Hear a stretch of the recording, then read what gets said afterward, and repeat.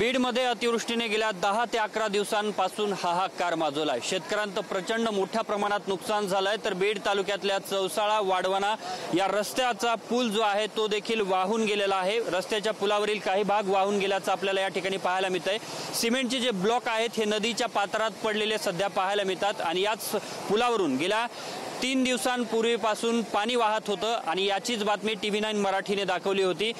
5 गावांचा संपर्क देखील तुटलेला होता आणि या संपूर्ण परिसरामध्ये शेती पिकांचं देखील अतोनात नुकसान झालेलं आहे। माझ्यासोबत हे संपूर्ण गावातील परिसरातील नागरिक आहेत, त्यांच्याकडून जाणून घेणार आहोत नेमकी काय परिस्थिती होती गेल्या 5 दिवसामध्ये, कारण तुमच्या संपूर्ण गावाचा 2 दिवस संपर्क तुटला होता।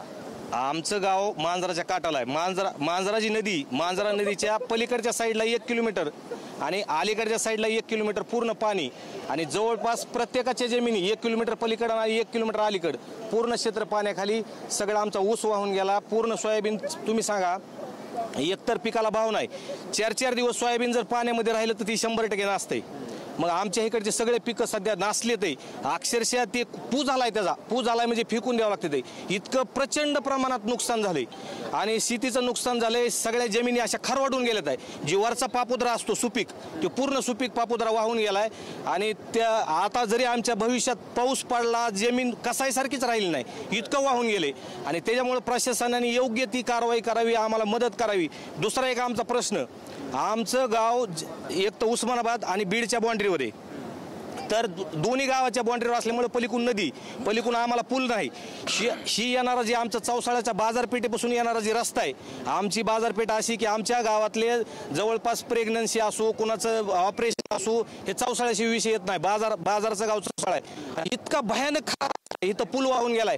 आज काल आमच्या इथून एक प्रेग्नंट महिला होती, तिला आम्ही अक्षरशः उचलून दवाखान्यात नेलं। नक्कीच पाऊस पडल्यानंतरची संपूर्ण परिस्थिती जी आहे ती गंभीर बनते। रस्ते देखील वाहून गेलेले आहेत। आणखी काही नागरिक आहेत, काय परिस्थिती होती नेमकी आणि आता काय परिस्थिती आहे, पूर ओसरतोय, काय दिसतंय नेमकं आता तुम्ही पाहत असाल, आता तुम्हीच ह्या पुलाची परिस्थिती दाखवली। ह्या पुलावर अक्षरशः आमच्या डोके इतकं पाणी वरून वाहत होतं। इथं आम्ही वारंवार मागणी सुद्धा प्रशासनाला केलेली आहे आणि आम्हाला विश्वास आहे की अजितदादा पवार हे आमच्या मागणी गांभीर्याने घेतील की इथं कमानीचा पूल व्हावा। आणि दुसरी गोष्ट आपण पाहत आहात की अक्षरशः आमची पिकं सगळी सडून गेलेत। ह्या 5 गावचे आम्ही सरपंच आहोत, सगळे इथं येऊन थांबलेलो आहोत। अजितदादाची वाट बघतो, केव्हा येतील काय आता सांगता येत नाही।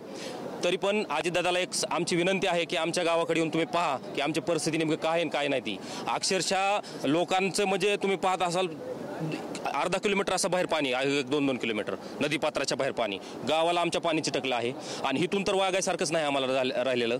आणि हे वारंवार आम्ही विनंती करतो सगळ्याला, प्रशासनाला की बाबा इथं आमच्याकडे लक्ष द्या की आम्ही महाराष्ट्रात आहोत, भारतात आहोत का भारताच्या बाहेर आहोत हेच कळायला गेलंय आम्हाला। फक्त आम्हाला अजितदादाच न्याय देऊ शकतात। आजच्या कंडिशनमध्ये इथल्या स्थानिक नेता कोणी झटत नाही, आमच्यासाठी आमदार झटत नाही, खासदार झटत नाही, कोणी येत नाही। करता आम्ही असं वाळी टाकल्यासारखे वाटते ते। आमच्या गावाकडे कुणाचंच लक्ष नाही, त्याच्यामुळे फक्त आमचा आता शेवटचा आसरा राहिलाय अजितदादा पवार। त्यांनी जर ठरविलं, ती सध्या पालकमंत्री तर त्यांच्या हातात सत्ता आहे, फक्त तेवढाच एक आसरा आहे। नाही तर त्यांनी जर आज एवढे विषय म्हणजे ह्या कार्यकाळात बरं त्यांनी जर काय नाही केलं तर आम्ही असेच मिळूत म्हणायचं। काय सांगाल, तुमच्याकडे शेती कुठे आहे तुमची आणि काय परिस्थिती आता शेतात?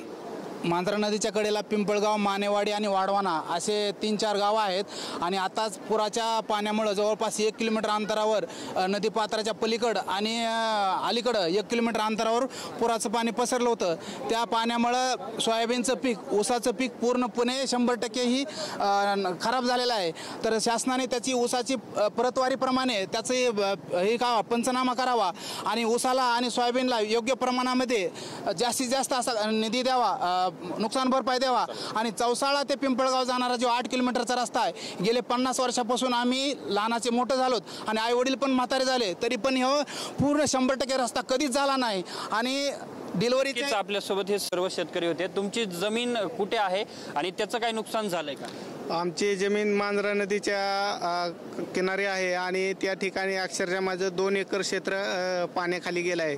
सोयाबीन पूर्ण त्या क्षेत्रामध्ये गेल्यामुळं माझं जवळपास 2 लाखापर्यंत अंदाजे नुकसान झालेलं आहे। तरी माझी प्रशासनाला आणि मुख्यमंत्री आणि उपमुख्यमंत्री यांना विनंती आहे की नदीकाठी जेवढे लोकांचे क्षेत्र गेलं आहे त्याची 100% नुकसान भरपाई देण्यात यावी.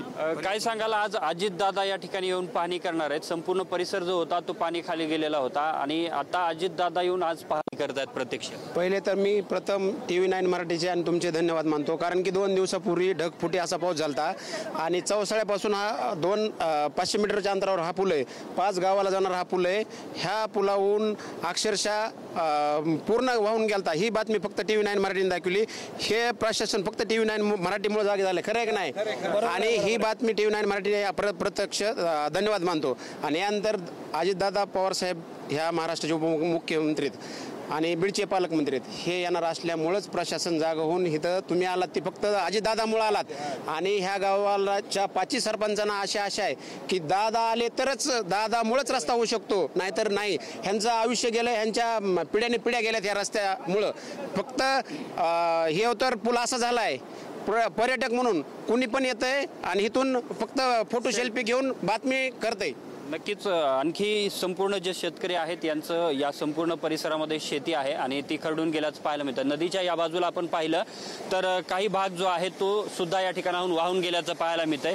मोठ्या प्रमाणात बाजूची जी शेती होती त्यातली माती सुद्धा या संपूर्ण पुराच्या पाण्याने वाहून गेलेली आहे. आणि सध्याची जर परिस्थिती आपण पाहिली तर शेतकऱ्यांचं मोठ्या प्रमाणात नुकसान झालेलं आहे आणि आता शेतकऱ्यांना योग्य ती रक्कम मिळावी, त्यांना मोबदला मिळावा अशी मागणी होताना पाहायला मिळते. एकूणच आता उपमुख्यमंत्री अजितदादा बीडच्या दौऱ्यावर आहेत आणि या ठिकाणी ते येऊन पाहणी करणार आहेत. यानंतर मात्र शेतकऱ्यांना अपेक्षा आहे ती म्हणजे मदतीची आणि हीच मदत नेमकी कधी मिळते हे पाहणं महत्त्वाचं असणार आहे. कॅमेरामन हर्षल निकमसह मी अशोक काळकुटे, TV9 मराठी, बीड.